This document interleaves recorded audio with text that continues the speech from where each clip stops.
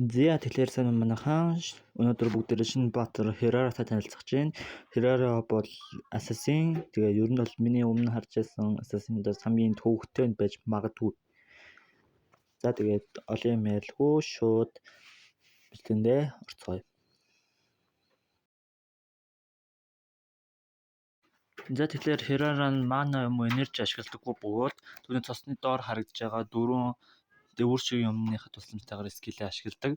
Мөн скиллээ ашиглахдаа доороо нэг юм тэмдэг шиг мүлдээж байгаа нь болохоор пассивных нэг хэсэг хэрвээ шар болон ягаан хоёулангийн онох юм бол дайснаа хөдөлгөөнгүй болгодог. Тэгээ мэдээж хэрэг ягаана 2 дугаар скиллээр нэгдэг.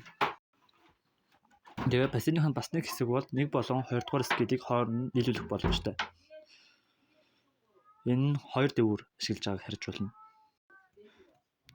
За дэвүүр нь болохоор тэр дэвүүрний дээд байгаа метр дүүрэхэд бүх дэвүүр нь бүрэн дүүрэн. Тэрнээс нааш ер нь бол дэвүүрээ нөхөх ямар ч боломж байхгүй гэсэн үг.